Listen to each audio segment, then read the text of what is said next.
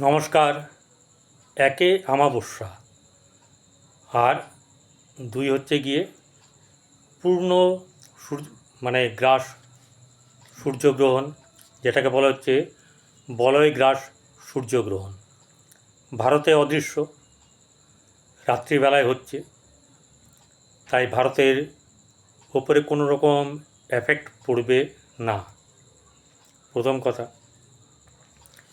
এবারে এই সূর্যগ্রহণ কখন লাগছে সেটা আমরা জেনে নিই। সেটা হচ্ছে গিয়ে 16ই আশ্বিন 2রা অক্টোবর 2024 বুধবার বলয়গ্রাস সূর্যগ্রহণ রাত্রি 9টা 13 গতে শুরু হবে। আর মোক্ষ বা সমাপ্তকাল হচ্ছে রাত্রি 3টে 17। আমরা কেউই দেখতে পাবো না, ঠিক আছে? ভারতবর্ষে কারণ হচ্ছে গিয়ে অদৃশ্য। আপনারা এই গ্রহণের যে নিয়মকানুন তা কি মানবেন? না মানা উচিত কি মানা উচিত না? কারণ ভারতবর্ষের উপরে কোনো এফেক্ট হচ্ছে না, অর্থাৎ ভারতবর্ষ থেকে কোনো যদি দেখা না যায় তাহলে আমরা মানব না মানব না, এটা একটা ব্যাপার। আর তারপরে হচ্ছে গিয়ে অমাবস্যা লাগছে। অমাবস্যাটাও বলে দিই। অমাবস্যা লাগছে হচ্ছে গিয়ে 15ই আশ্বিন মঙ্গলবার দিন রাত্রিবেলায় আপনার 9টা 40 পরে অমাবস্যা লাগছে। বুধবার 2রা অক্টোবর রাত্রি 12টা 19 পর্যন্ত এই অমাবস্যা থাকছে। এই অমাবস্যা হচ্ছে মহালয়া,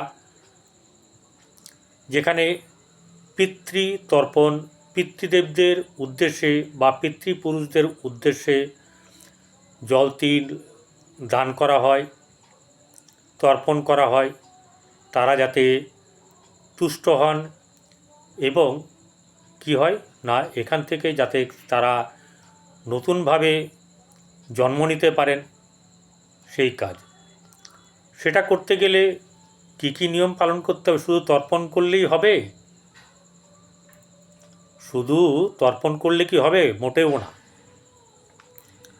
কি করতে হবে পুরো ভিডিওটি দেখবেন, বেশিক্ষণের নয়, দেখবেন, জেনে নেবেন।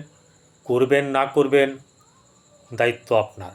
করলে আপনার পিতৃপুরুষ অবশ্যই করে শাস্ত্র বিদিত নিয়ম পালন করলে আপনি যেমন সুখে শান্তিতে আনন্দে ঘর করতে পারবেন, আপনার পিতৃপুরুষেরাও কিন্তু মহা ধুমধামে স্বর্গযাত্রা করবে এবং তারা নতুন জন্ম নেবে। যে যেখানে যার জন্ম নেবার সেটা কিন্তু হবে। তাই এই মানব কি মানব না সেটা আগে আমরা একটু জেনে নিই। সেটা হচ্ছে গিয়ে আমরা প্রত্যেকেই কিন্তু ওই সময়তে সচেতন থাকি, অর্থাৎ আমাদের ভারতবর্ষের হিন্দু সংস্কৃতির যারা মেনে চলেন তারা দেখবেন প্রত্যেকেই ওই গ্রহণ যে লাগবে আপনার রাত্রি 9টা 13-তে, তার আগেই দেখবেন সবাই খেয়ে নেবে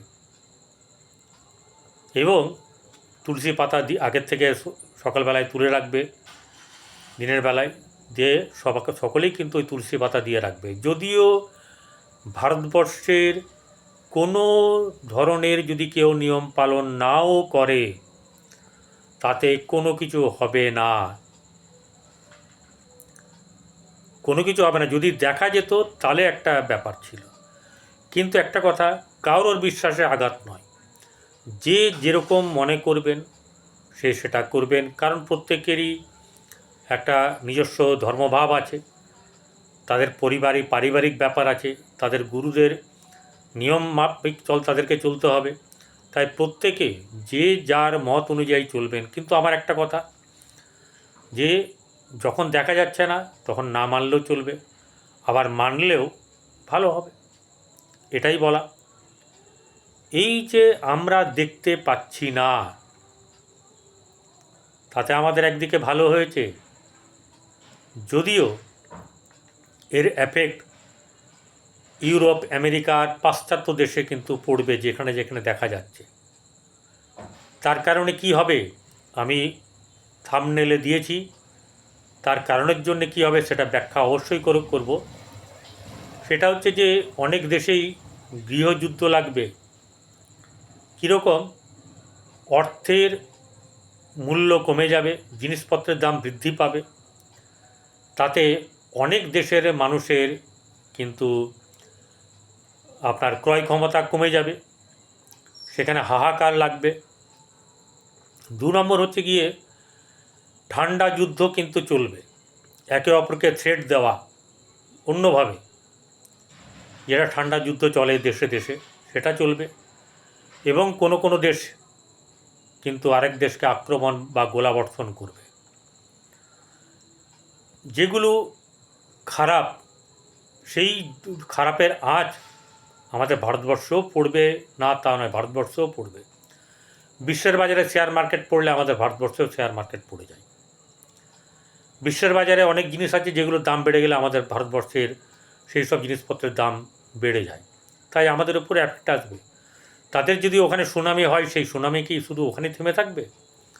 আমাদের ভারতবর্ষের মানুষও তার মানে টের পাবে, বা তাকে এই ব্যাপারে যা হবে সেটা সহ্য করতে হবে। সবচেয়ে বড় কথা হচ্ছে শেয়ার মার্কেট কিন্তু উতার চড়াও প্রচণ্ডভাবে হবে।